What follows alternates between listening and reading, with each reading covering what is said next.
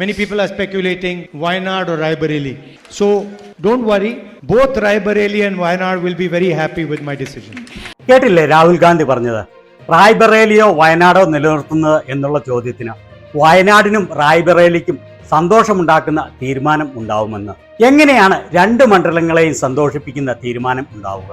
തല പോയിക്കേണ്ട, അങ്ങനെ ഒരു തീരുമാനത്തിലെത്തിയതായി വിശ്വസനീയമായ റിപ്പോർട്ടുകൾ.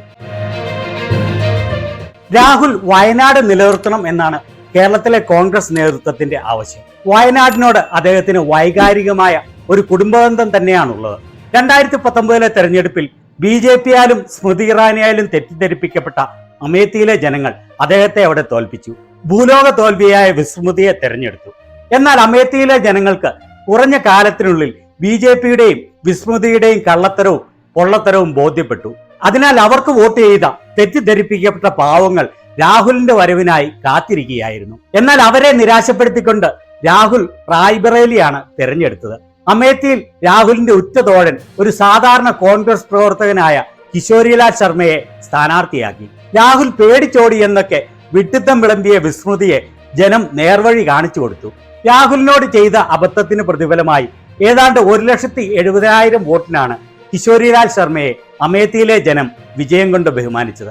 രാഹുൽ ആകട്ടെ റായ്ബറേലിയിൽ UP-യിലെ ഏറ്റവും ഉയർന്ന ഭൂരിപക്ഷമായ 4 ലക്ഷത്തോളം വോട്ടിന് വിജയിച്ചു. വയനാട്ടിലും ഭൂരിപക്ഷം ഏതാണ്ട് അതിനോടടുത്തു വരും. കോൺഗ്രസിനെ ഉത്തരേന്ത്യയിൽ ശക്തമായി മടക്കിക്കൊണ്ടുവരുന്നതിന് രാഹുൽ റായ്ബറേലി നിലനിർത്തേണ്ടതാണ് ആവശ്യമെന്ന് കോൺഗ്രസിൽ തീരുമാനമായി. എന്നാൽ വയനാടിനെ ഉപേക്ഷിക്കാനും വയ്യ. അതുകൊണ്ടാണ് രണ്ടു പേർക്കും സന്തോഷകരമായ തീരുമാനമെടുക്കണമെന്ന് അദ്ദേഹം ഉറപ്പിച്ചത്.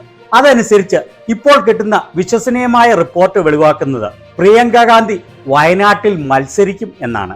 ആദ്യം മടിച്ചു നിന്ന പ്രിയങ്കയെ രാഹുൽ ഇതിന്റെ ആവശ്യകത ബോധ്യപ്പെടുത്തി കൊടുക്കുകയാണ് ഉണ്ടായത്. വയനാട്ടിലെ ജനങ്ങളുടെ സ്നേഹം പ്രിയങ്കയും പല പ്രാവശ്യം നേരിട്ട് അനുഭവിച്ചാണ്. And this is the biggest election in the whole world.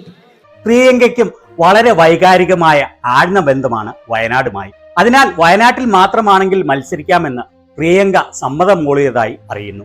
Gandhi കുടുംബം വയനാടിനെയും സ്വന്തം കുടുംബമായാണ് കാണുന്നതെന്ന് പ്രിയങ്കയും വ്യക്തമാക്കി. റായ്ബറേലിയിലോ അമേത്തിയിലോ മത്സരിക്കാൻ പ്രിയങ്കയെ നിർബന്ധിച്ചിരുന്നു. എന്നാൽ തിരഞ്ഞെടുപ്പ് രാഷ്ട്രീയത്തിലേക്കില്ല എന്നുള്ള പിടിവാശിയിലായിരുന്നു പ്രിയങ്ക. എന്നാൽ വയനാടിനോടുള്ള കടപ്പാട് മൂലം മാത്രം ആ തീരുമാനത്തിൽ നിന്ന് പിന്മാറാൻ പ്രിയങ്ക തയ്യാറായിരിക്കുന്നു. പ്രിയങ്കയുടെ വാക്ചാതുര്യവും കാര്യങ്ങൾ വ്യക്തമായി മനസ്സിലാക്കിയുള്ള അർത്ഥവത്തായ സംസാരവും എല്ലാവരുടെയും ആദരവ് പിടിച്ചു പറ്റിയിട്ടുള്ളതാണ്. പ്രിയങ്ക കൂടി വരുന്നതോടുകൂടി പാർലമെന്റിൽ മോദിയുടെ മുട്ടുവിറയ്ക്കും, ഉറപ്പ്.